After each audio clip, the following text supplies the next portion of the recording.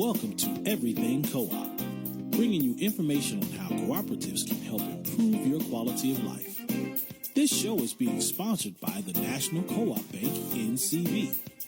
The NCB is dedicated to strengthening communities nationwide for the delivery of banking and financial services for the nation's cooperatives, their members, and other socially responsible organizations. For more information on the power of community ownership, visit ncb.coop. That's ncb.coop. Now stay tuned for your host, Vernon Oakes. Good morning, everybody. This is Vernon Oakes. Welcome to Everything Cooperative. This morning we are in Birmingham, Alabama, celebrating the Federation of Southern Cooperatives' 51st annual meeting.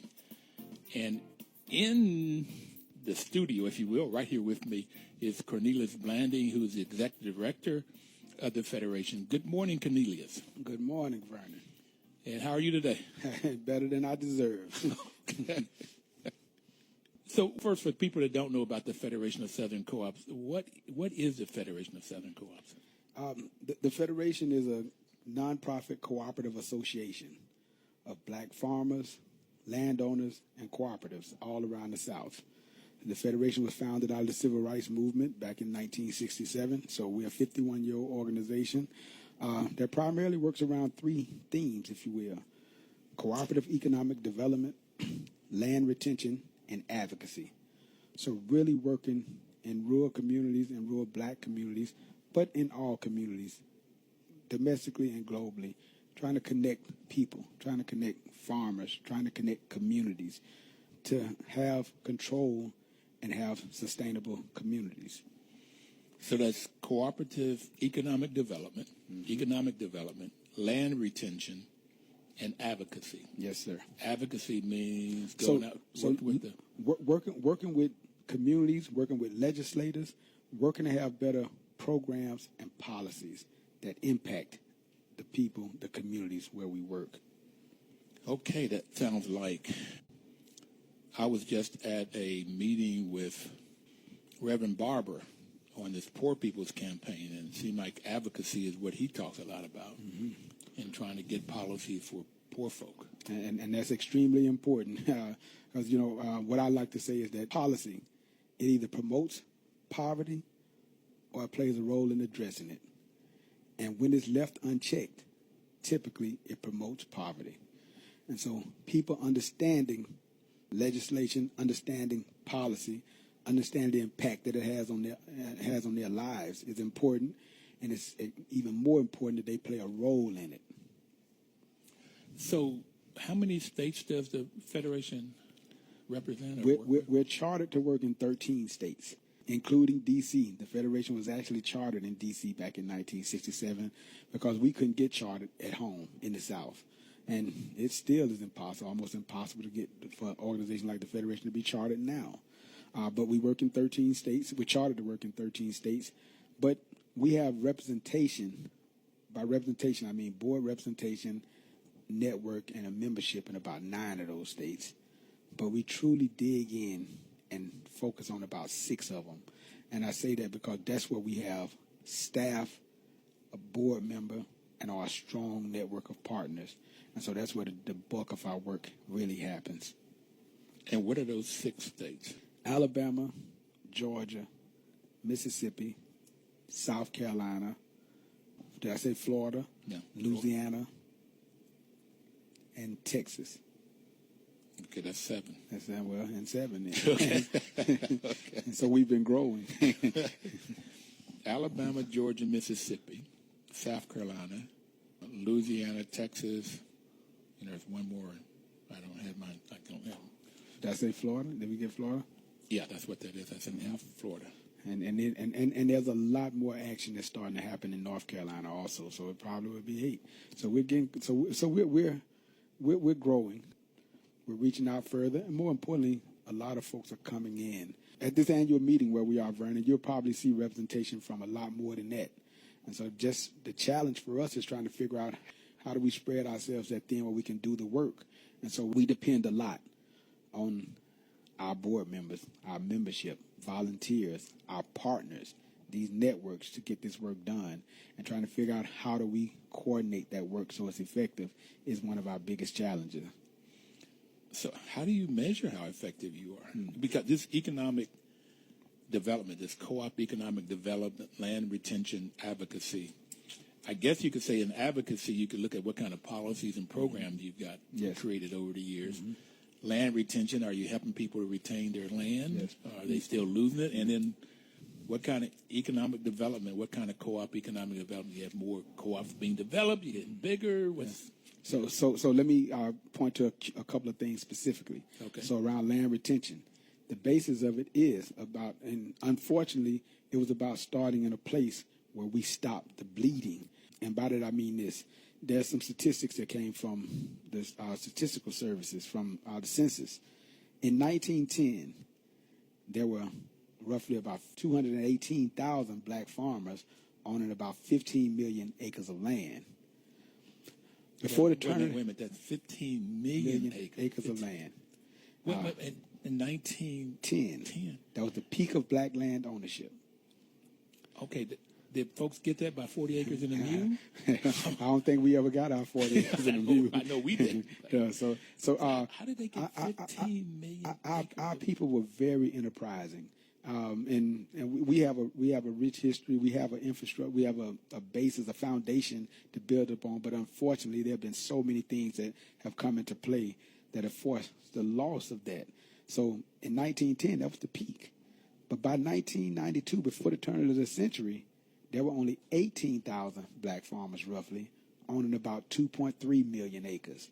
So you see the decline in the number of farmers, black farmers. You see the decline in land ownership. And that matters. That makes a huge difference because we own less and less of this country. We're less and less involved in the environmental aspects of this country. So things are happening to us and not coming from us more and more. And it matters. And unfortunately, the Federation came into play. And one part of this in terms of land retention was about stemming that tide, stemming that loss. So we got into this when the game was already, we were coming in the fourth quarter and we're losing. And so we're coming into the game and just trying to throw some Hail Mary passes. But to answer your question around this land issue, it's about retaining the land, retaining that land base because it's so important. And so a majority of our work is around that. But there have been some improvements here and there. There have been some folks who have gained some, and there have been some studies. And so we're trying to figure out how do we better study that? How do we better assess the impact? We hope we're starting to get better. When you look at our annual report, you'll see some of the statistics, some of the data. But we're trying to get better at studying that. But it has to be more than us. We partner with the National Ag Statistics Service, part of the USDA, the U.S. Department of Agriculture. So we have some surprising partners, some strategic partners, and we work to figure out how do we work through that, how do we measure that impact, and how do we build our work around that. Okay, so I just want to go back. 1910, there was 280,000 farmers. About 218,000. 218,000 farmers. Black farmers. With 15 million acres of land. Mm-hmm. And so we lost 200,000 farmers by 1992. It's down to 18,000, from 218 to 18. Yep. Black farmers, from 15 million acres of land to 2.3 million acres of land. So there was a huge need for the Federation because it would be interesting, we can't figure this out, but if there was no Federation and with this land retention, maybe we'd only have 0.3 million acres of land if you guys weren't around. Yeah, or maybe none. Who knows? Yeah. And that's the point. And it was so alarming that there was a Civil Rights Commission that was created. And that Civil Rights Commission, the report on that came out and said that if the trend continued the way it was, by the turn of the century, by the year 2000, there would be no black farmers. That's what the report said. Okay. I hadn't read the report, but that's what I was thinking, the way we were losing. So, okay.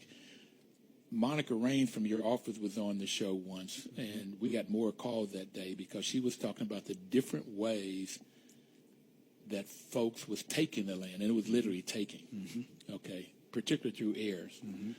So I don't want to get into that today because you only have a few minutes before you have to go to your board meeting. So what kind of co-op development have you guys been doing? Mm-hmm. Okay, so great question. So I mentioned earlier that our organization, we're an association of black farmers, landowners, and cooperatives. But cooperatives is the core part of what our organization is. The Federation was founded by 22 cooperatives. 22 cooperatives from all around the South came together, from Alabama, Mississippi, Louisiana, South Carolina, Texas, Tennessee, Florida, all around the South. There were 22 co-ops came together, and they came together to create their own organization, this association, this cooperative of cooperatives, if you will, okay. To basically be there to provide economic opportunities. Again, we were created out of the civil rights movement, and at that time, as you know, there was a lot of social unrest, and the cooperatives was the economic side of that. When black folks registered to vote, as an example, they were sharecroppers in most cases. They were kicked off their land. If they worked, they lost their job. So you had to have an economic alternative in those communities. And cooperatives gave them the opportunity to create their own businesses, their own economic base, where they could participate politically, where they could do the advocacy side of things, where they could register to vote. And so that was important. And Vernon, I always say that in order for a community, an organization, or anything to be sustainable, to be successful, it has to have an economic base, a political base, and a code of conduct. And so a cooperative gives you that. It's a base to create resources, a basis to create wealth. You're talking about people coming together to form their own business that's jointly owned and controlled. Their own business, their own economic base. So it has to have that to generate resources. You got to have resources. It gives the political base because people in these cooperatives, in these organizations, in these businesses, they learn to conduct business and they learn leadership development skills on their own. They teach themselves that in the process of organizing or sustaining that business. They then go on, and there's been many cases. They go on to run for public offices. They go on to become over school boards, various things in their own communities, and that's been the history of it. So they then get that political experience and breadth, if you will. And then when you talk about code of conduct, it doesn't matter if we have an economic base or a political base if we don't have any rules to govern ourselves, if we don't understand the importance of utilizing our own economic basis, if we don't understand the importance of being politically active, if we don't understand those things, it doesn't matter because we lose them. And the church at many times was that. They gave us some kind of code of conduct, even if it was just spiritual. But they gave us that, and the co-ops build onto that. They give you those bylaws and tell you, here's how you operate. We then start learning whether it's Robert's Rule of Order of how to conduct a business or how important the bylaws are because it gives us that code. Now, here's how we behave. Here's how we act. Here's how we work together. Here's how we act cooperatively. It gives you those things. Even if you have an economic base, if you all have a political base and you all have self-interest, you go different ways. It doesn't matter. So how do we operate within the confines of that economic base or that political base? So that code of conduct is just important, if not more. That code of conduct that you're talking about, I went directly to, and I see a lot of bylaws will have the cooperative values and principles that was created in 1844 right outside of England with everyday people sewing in the textile industry. So you got the folks at the lower end, they were working poor again. They created these values. I like the values of honesty, openness, social responsibility, and caring for each other. Those codes and then those seven principles. And you'll see those embedded in a lot of the bylaws of co-ops to give you that. I never thought about economic base, political base, and code of conduct. Neat. Thank you, bro. So, you're welcome. How has it been for you working for the Federation? It's been a whole lot of things. It started out as just it was a blessing. I never knew anything like the Federation existed. I've been with the Federation now 21 years, and I say I stumbled upon it.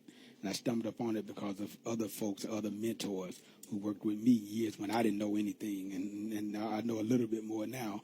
But I stumbled upon it, and it was a blessing. It was a surprise to see black people, communities, owning their own infrastructure.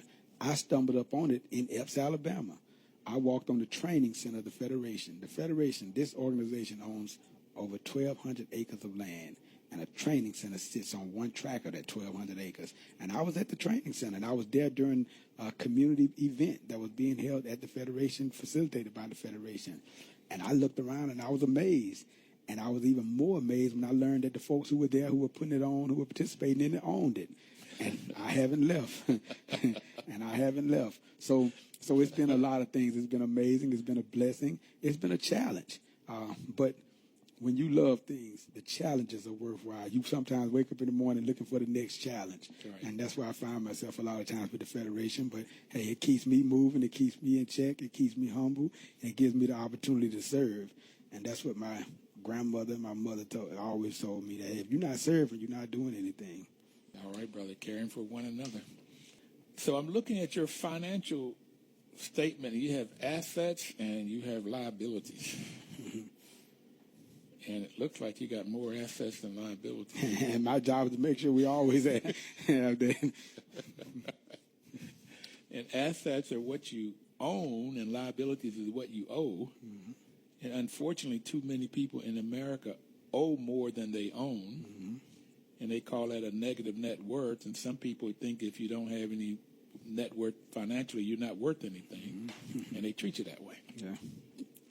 And unfortunately, that's what too many politicians and folks in power would treat everyday people, like they are a problem and not that poverty is a problem. So it's like, how do you help those everyday people in the Federation get a net worth, a positive net worth? Mm-hmm. And so, and let me make one very important distinction, and it's really not about me helping them. It's about what the Federation is about, a group of people helping themselves. And they've hired me to carry out those wishes. So my job is to go out and find out how to do the things they want to do. My job is to help find the resources to do the things they want to do. So, and the Federation is no different than many people in this country and in this world. They know how to help themselves. They just need the resources to do so. They need some assistance to do so. They need some technical advice or knowledge to do so. And unfortunately, they don't usually have the resources to hire those kind of folks. It's no different than everybody else in this world that do. They hire their own lawyers. They hire accountants. They hire expertise. They hire judges. They hire politicians. And so you know, how do we group our resources to do the same? And that's what the question is, and that's what the Federation is. And sometimes I wake up and realize the Federation is bigger than I even know. And it's a blessing learning more and more about it every day and being a part of it. So when you talked about self-help, people helping themselves, that took me to the co-op values. That's the first one they talked about, based on the values of self-help, people helping themselves, self-responsibility, democracy, equality, equity, and solidarity are the main principles of a cooperative. I guess then the reason for this program, the reason the National Co-op Bank is sponsoring this program, is to get more people to know about co-ops. That maybe if they know about co-ops, they can find folks like you guys in the Federation to get that technical help, or other organizations like Corporate Development Foundation, CDF, to get funding to start your own food co-op or whatever other kind of co-op you may want to do. Okay, so how do we get people to know about the Federation? How do you get that? And I'll go all the way back. You said that you have staff in 6 of those states? Mm-hmm. Yes. And what do they do? So we have in 6 states we have facilities, we have infrastructure, and so the Federation fortunately owns all of its offices. It owns its training center. I work out of what we call the administrative office in Atlanta, in East Point, a part of Atlanta. There we have roughly 10 staff, and we do the administrative side of the organization. That's where our director of finance, that's where you mentioned Monica Range earlier, that's where our director of land retention and advocacy is, that's where our director of co-op development is, that's where our director of communications is. That's where we have some amazing administrative staff who do the administrative work of the organization. But we also have a training center that sits on 1,200 acres, and that's in Epes, Alabama. And what we like to say is the center of everywhere, the center of the world. Epes. And John Zippert, our one longtime staff member, one of my mentors, talks about Epes being the center of the universe. But Epes is a small place about 50 miles west of Tuscaloosa, Alabama, about 50 miles east of Meridian, Mississippi. And it's the biggest employer in Epes. We have about 10 staff usually there at Epes and a lot of support staff. Again, that's where we have the grounds, the training center. We have field offices in Mississippi. We have field offices in Georgia, in Louisiana, South Carolina. So there's some field offices where we have what we call outreach specialists, led and headed up by what we call a state coordinator in each state, and then some administrative staff, and more importantly, outreach specialists, folks who are actually the core of this work, the ones who are out there interacting with our membership, with the community, with black farmers and landowners and cooperatives every single day. And our job in the administrative office is to provide the administrative support for that. Our job at our training center is to provide a mechanism for training based on the needs that they see out in the field. So all of it works together, centered around administrative folks, outreach staff, and coordinators. Sound like you got a lot of work to do, man. A whole lot. Do you like what you do? I love what I do. I can see myself doing anything else. All right, baby. What do you have plans? I know Epes, I'm going to go down there tomorrow and maybe Saturday. So you have training down there. You have a dinner tonight. Mm-hmm. And you're honoring Ralph Paige? Yes, sir. So thanks for asking. So we're celebrating our 51st anniversary. Last year was a milestone for us, and we did it big. Okay. So we're celebrating our 51st anniversary. We have our annual meeting every year. The business meeting is the third Saturday of August. So that's our fiscal year. But the organization meets, the whole organization meets every year in August. Third week, basically, around the third Saturday. So tonight, Thursday, we'll start off with board meetings where business of the organization is conducted on the board level. We have what we call our Estelle Witherspoon Lifetime Achievement Award banquet, where we honor somebody who's lived a lifelong life of service, if you will. And this year we're honoring one of our own, our former executive director, my predecessor, my mentor, my friend, Ralph Paige. Ralph Paige served the organization for 46 years. He served as the executive director for 30 of those 46 years. He was the second executive director of the organization. His predecessor was Charles Prejean, and I'm the third full-time executive director for the organization. So in the 51 years, you've had three executive directors. And there's been a couple of folks who played some huge roles in terms of filling the void in the gaps, doing things, but three executive directors for the most part. And Ralph Paige was the second. He passed a couple of weeks or so ago. We're honoring him posthumously with the Estelle Witherspoon Lifetime Achievement Award. That's today, Thursday. So we have many of our partners, many of our supporters here. And this is a celebration for us, a celebration of the recipient, and this year being Ralph Paige. But it's also a time where our partners get a chance to come together and see the breadth of the organization, hear about the breadth of the organization. And it's a fundraiser for us as well. Then on Friday and Saturday, we go down to the mothership. We go down to Epes, Alabama, to our training center, which is about 100 miles west of here, of Birmingham. And we start out Friday with some conversations with USDA. We usually have a USDA panel that consists of every agency within USDA.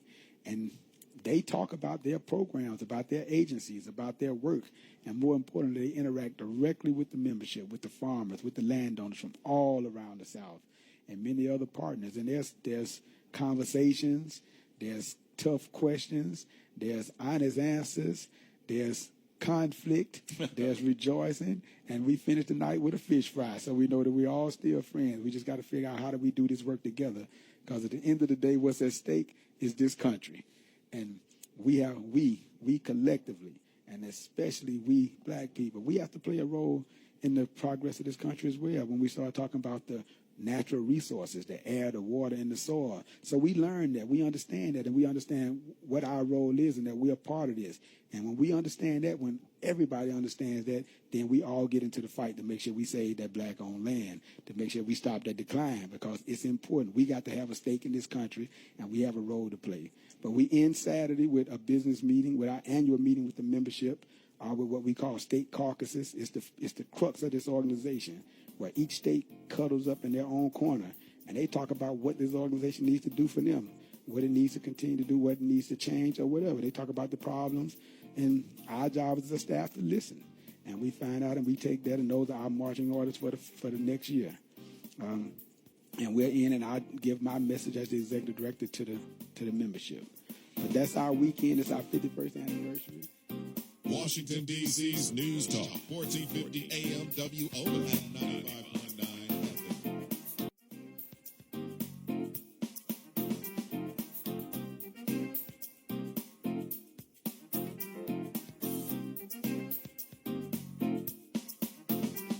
Welcome back, everybody. This is Vernon Oakes. The program is Everything Cooperative. I am in Birmingham, Alabama. We just interviewed Mr. Cornelius Blanding. He had to go to a board meeting at 10 o'clock, so he had to leave us. And we have Mr. Bruce Harold, who is the outreach specialist for Louisiana.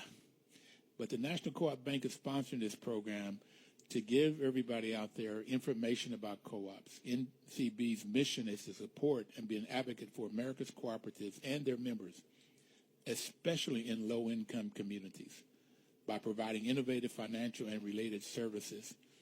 And Mr. Cornelius Blanding told us that the Federation of Southern Co-ops, who's having their annual meeting this weekend, they do cooperative economic development, land retention, and advocacy work. And they have state representatives, state offices in 6 states.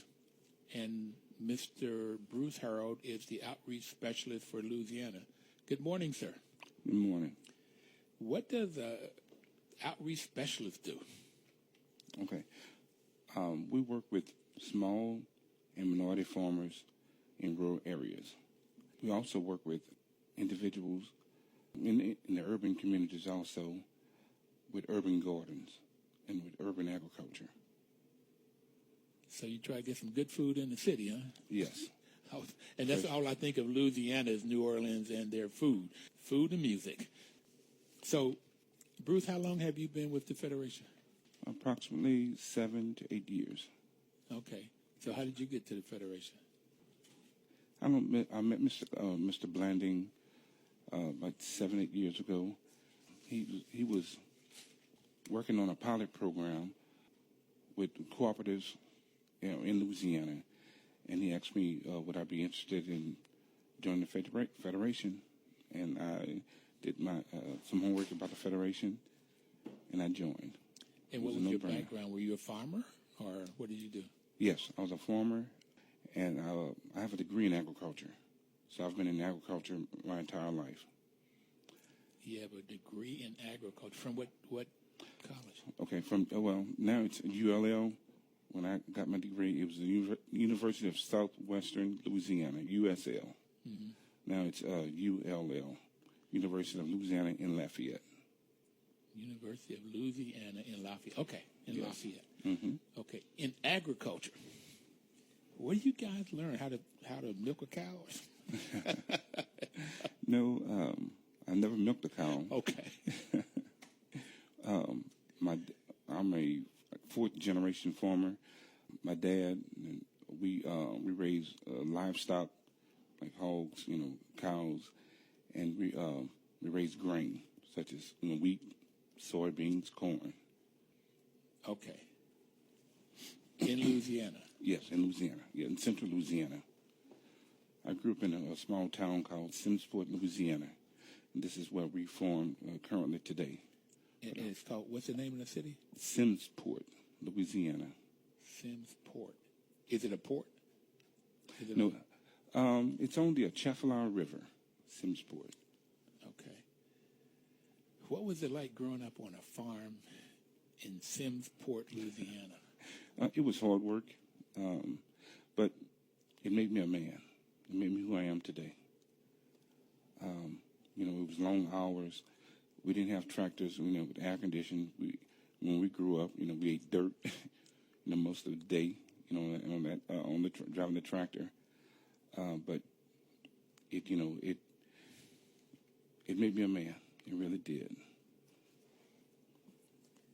So Simmsport, is that S-I-M? M-E-S-P-O-R-T. One word or two? One word. Oh, I got it. Simmsport, Louisiana. Mm-hmm. All right.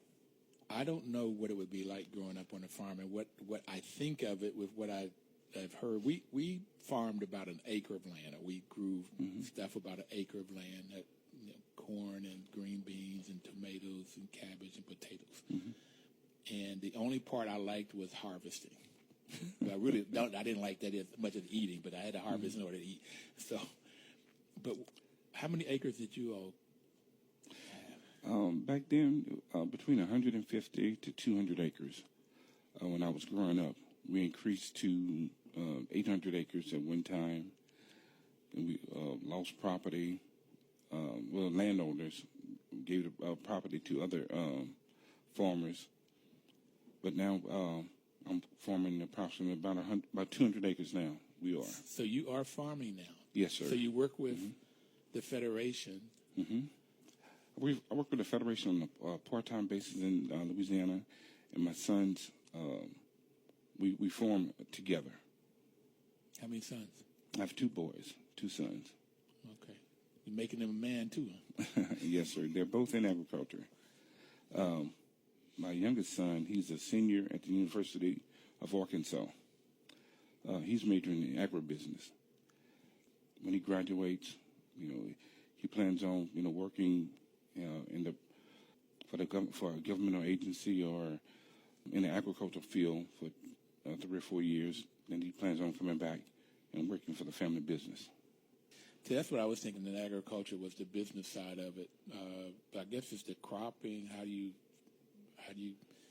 learning how to get the best out of the soil, how to get the best crops, or how to make the soil where it won't get to where it was like during the depression of a dust bowl, but how you manage the soil, the land, and get the most utility out of it, both in terms of farming, animals, and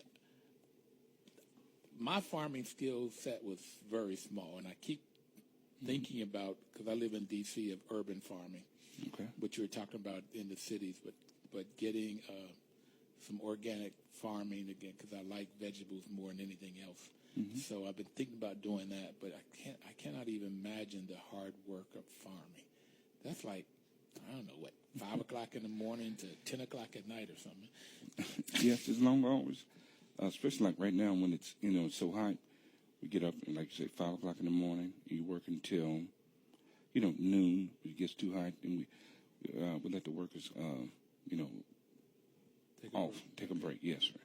Now we raise fresh vegetables.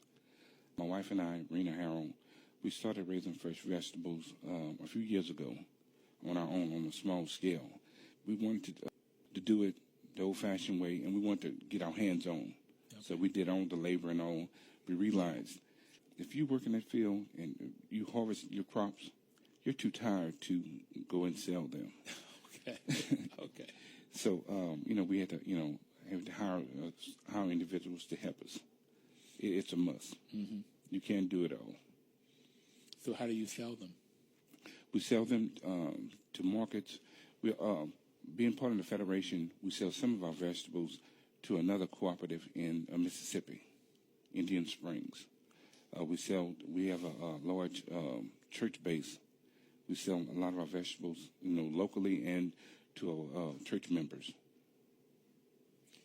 I was wondering, through the Federation, the sixth co-op principle is cooperation among co-ops. And with the Federation having so many different cooperatives as members, that the farmers could then sell to food co-ops or other business, but I was mainly thinking of food co-ops.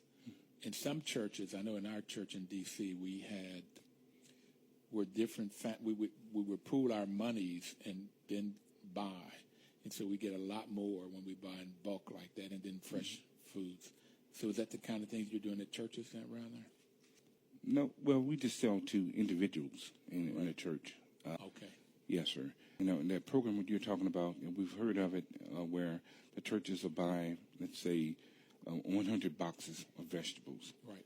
And, you know, the members just... And they separate them. That's right. Yes, sir. Do you know with that, I found out we were getting so much food we couldn't consume it all. It was a family of 4. We couldn't consume it. So I ended up giving it to my sisters and stuff. And so it got to be, and it was interesting. That was probably the best buy in terms of the city of getting good quality food and the volume of it. Yes. So, okay, so you do this working with Indian Springs in Mississippi. Yes, sir. That's right. We sell them like sweet potatoes. And right now we're selling okra and purple herb peas. We buy all of our watermelons from them each year. From their members. They've got the sweetest watermelons. Put a shout out to them. But they've got the sweetest watermelons around. Well, this is Indian Springs. Yes. So you sell to them and buy from them. That's correct. We work together. That's correct. So do you just buy watermelon for you or for the community? Well, for the community. We buy them and, you know, sell them, put the markup on them and sell them to individuals. Okay. Now you make me want some watermelon here. Okay. I'm about to take some back to our engineer, Stanley. Sound like he wants some watermelon too. Okay. Yes. And I'm from Vols Parish. Okay. Simsport is in Vols Parish in Louisiana. And we grow the sweetest sweet potatoes in the country. So you want the best sweet potatoes, come to Louisiana. To Vols Parish. They may sell them they may grow them in other areas, but Vols Parish has the sweetest sweet potatoes. You have any sense, and I'm being a little scientific, but why? What is it about the soil? The soil. Yes, it's the soil that it grows in. I don't know. Okay. They're sweet. So I drove down here because I stopped in North Carolina, and so I'm in Birmingham, and I'm going to Epes, but you're making me want to go on to Indian Springs and Mississippi and then come on down there and get me some sweet potatoes. That's right. Because I found I like just baking a sweet potato and then just cutting and putting some butter on it. I don't need nothing else. And if it's sweet like you're talking about, that's... Oh, yes, they are. And when you bake them, the juice of the syrup, it comes right out while you're baking them. So make sure you put them on a pan. Yeah. It'll mess your oven up. Okay. All right. So we've gone from economic empowerment, co-op economic empowerment, political, having a political base and a code of conduct to how we gonna cook our sweet potatoes. Okay. So we're going to take a break in a minute, and then I want to come back and talk to you specifically more about what you all do in the office there, okay, in Louisiana to help out the farmers and growing the vegetables in the city, and what you might do to help to create co-ops. Okay. But we'll be right back. Please don't touch that dial.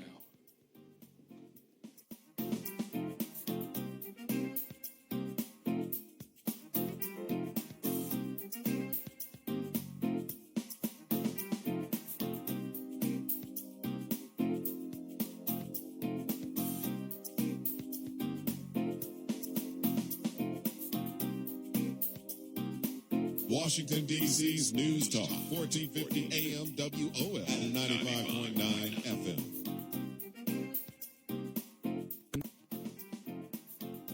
Information is power, and this is Vernon Oaks. We're bringing you information about this co-op economic development, the different ways that cooperatives can help a community, an individual, a family, to get economic power. Matter of fact, Dame Pauline Green said she was the president of the International Cooperative Alliance, and she said that co-ops help people to come out of poverty with dignity. And I really have liked that, with the dignity, not only coming out of poverty, but learning about how you manage a business and how you manage relationships. And then this learning process is where people get that dignity. And this is why WOL makes a great partner, because they know that information is power. But what I've also know and have learned is that information by itself doesn't do it. What does it is using that information. Information becomes power when you use it. If you don't use it, there is no power. Like having a gallon of gasoline in a corner. It's of no value whatsoever. It's not until you put a spark to it that it becomes powerful. So we're giving you information. We're hoping you're going to use it. And I'm in Birmingham, Alabama at the Federation of Southern Co-ops annual meeting. Mr. Cornelius Blandy was on the first half an hour, who is the executive director of the coalition, and Mr. Bruce Harold is the outreach specialist part-time in the Federation of Southern Co-ops, and he runs the Louisiana office, and he's an outreach specialist. So he said he's been doing that for a few years now. He's been a farmer, has a degree in agriculture, has two boys who's in farming, following their dad's footprint. He's a fourth-generation farmer. So they've been doing this thing for a minute in Louisiana, in the South, and they've been through a lot. He didn't have to tell me this. I already know it. He a black man in America for 4 generations, so they've been through a bunch in Louisiana and the South. But it sounds like they're doing well. They manage as much as 800 acres, raising hogs and cattle and grain. So, Mr. Hurl, would you tell me and the folks that are listening some examples of the farmers that you're helping and what you do at the Federation to help these farmers? Okay, yes. In the past year and a half, I held workshops in the urban areas of Louisiana, in New Orleans and Baton Rouge. It was a program to let the individuals who had a desire or want to farm, to tell them about the urban agriculture program that initiative that they had at USDA Rural Development. They could they could qualify for a high tunnel, which it's similar to a greenhouse, but in a greenhouse you grow your plants and you raise your plants in pots, on tables and what have you. But in the high tunnel, it's a covering, but you're forming the soil. You're growing the plants in the soil. Okay. And individual, they can qualify to up to it was like $20,000 to get a high tunnel. You didn't have to own the property. You just have to have a lease. I think it was like at least 3 to 5 years, and you could qualify, for a high tunnel through USDA Rural Development. NRCS, the Natural Resource Conservation Service. They had an urban ag initiative. Is that still going on? Because it sounds like people like me in D.C. could maybe do that too. Is that it could be. I don't know if it's in D.C., but yes, you can reach out to your local NRCS office, and they can let you know if that particular program is offered. Now, with NRCS, different states have different needs. One program may be offered in one state where it's not offered in another one. Okay. It's based upon need. But this high tunnel program, it's for urban agriculture. So high tunnel. Do you know how big this?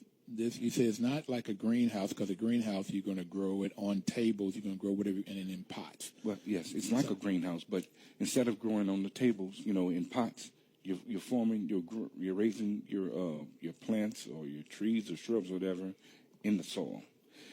What it does is it extends the growing season.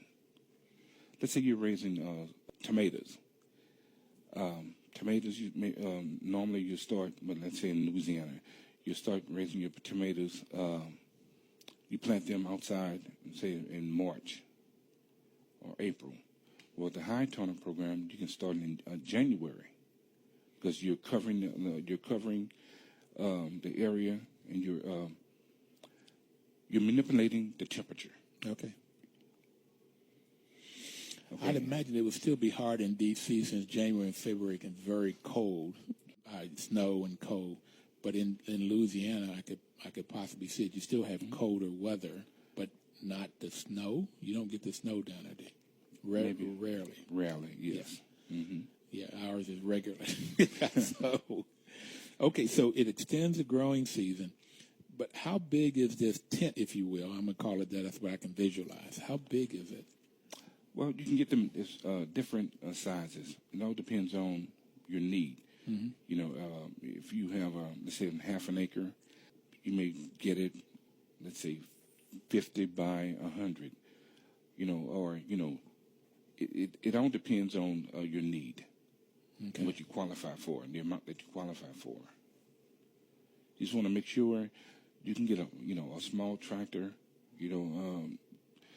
inside of the high tunnel, so you can work the soil. I thought you used a pick and a shovel. That's what we used to use. No, to turn the soil was interesting. We had a horse. One of our neighbors had the horse with the plow. With the plow. Yes. Okay. And he would turn the soil, put it down, and make the rows, and then we would come. But we weed it with a pick.